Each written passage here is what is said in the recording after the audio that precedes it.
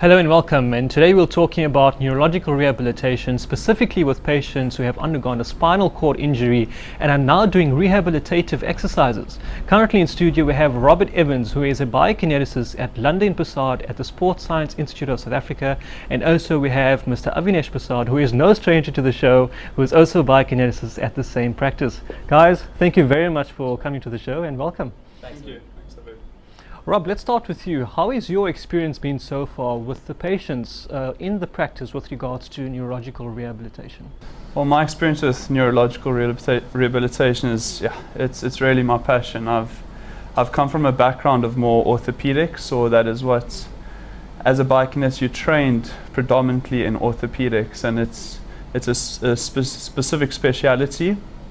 But I think the neurological is just a whole nother side where it demands a higher level of knowledge and a greater care and understanding of your patients. So I see it as a challenge for myself, and definitely a more rewarding field. I think treating someone with a knee injury versus treating someone with a spinal cord injury is very different types of patients, and you ask yourself who needs your help more. So I think you get a lot more fulfillment from dealing with more disabled individuals such as spinal cord injuries. It definitely is a fulfilling and rewarding experience, and if you just track back to the two professions of biokinetics and physiotherapy, it's actually known that biokinetics had actually started in 1983, whereas physiotherapy started in 1946. So although that physiotherapy has about 30 odd years in terms of that gap or that lap over biokinetics, there's still differences in the phases of rehabilitation.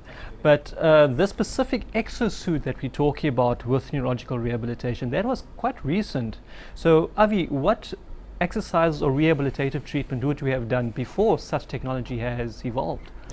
I think technology has really helped us nowadays, and I think a few years ago we would have been struggling to get people into that position. We did have those standing frames and equipment like that. We had parallel bars, which patients have used predominantly in the past few years.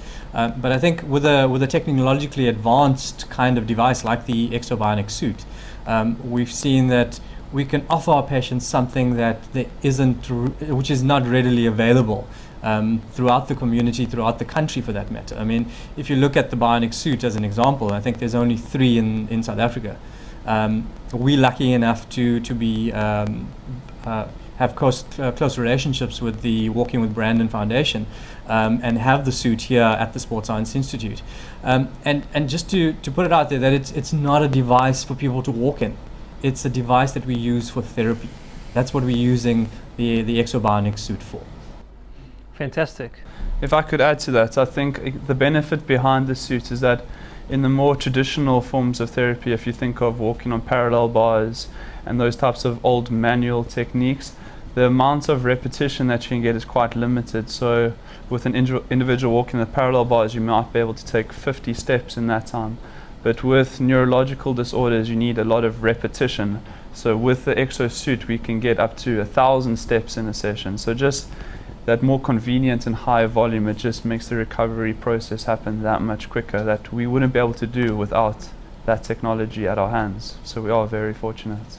Fantastic. And just to elaborate more on the technology, this Bionic Suit actually even gives you that opportunity for the data to be feedbacked to the system so that you can track different types of data. What type of data or variables is that?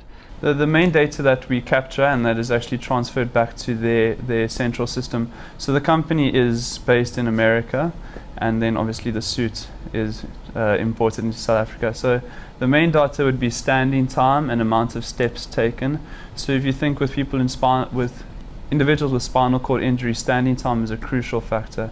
If you're sitting in a chair 24 hours a day, it has many detrimental effects on your body, like spasticity, pressure sores, osteoporosis, and even depression. So psychological issues is a big one.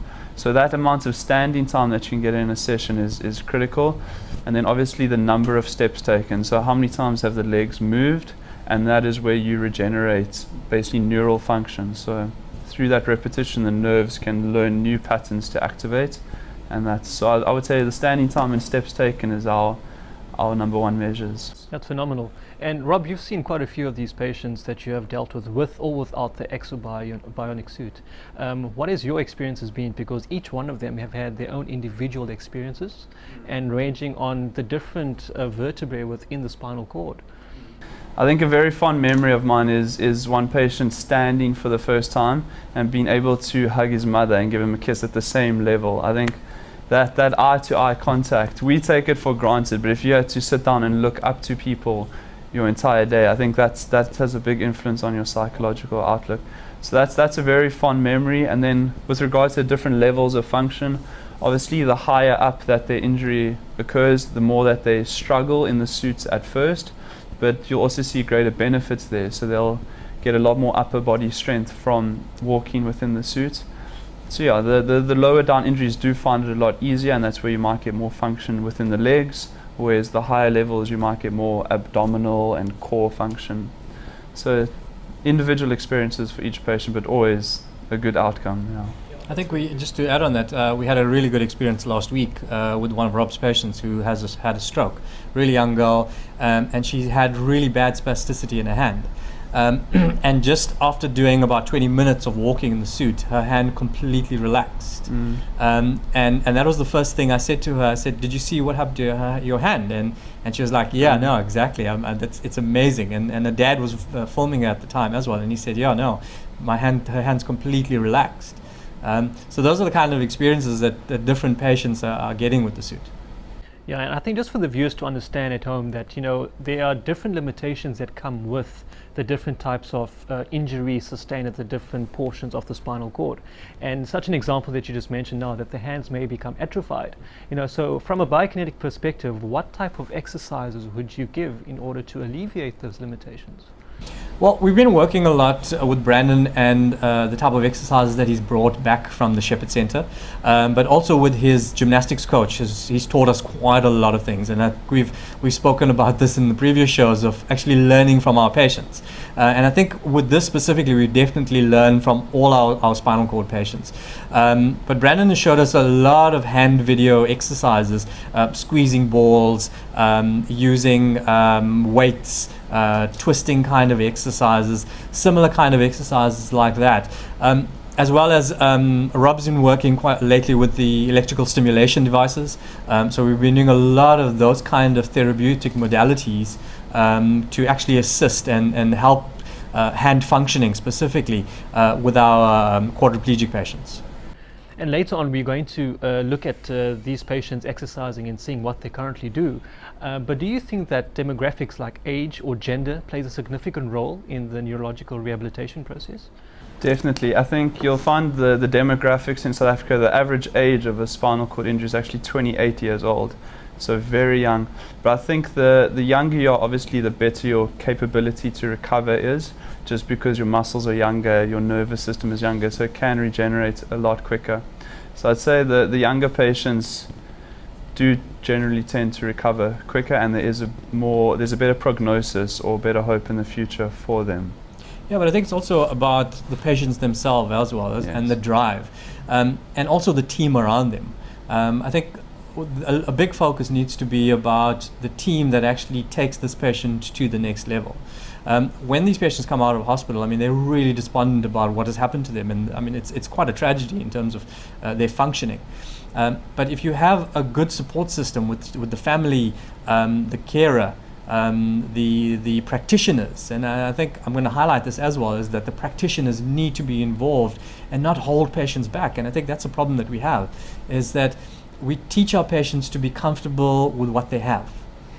But actually we need to be pushing them to strive further than what they've got now, and push to being able to walk again, if possible. We don't know. And science is changing all the time. You can be able to walk, and yeah. That is so true. That is definitely something that needs to be focused towards. Guys, thank you so much for your expert views on how this can benefit the patients with rehabilitation. I believe you guys are now going to be rehabilitating them, so it'll be very good to see you guys doing that soon. Right after the break, we will be seeing how these patients actually go on a daily basis with the exercises, as well as get their insights from their personal experiences.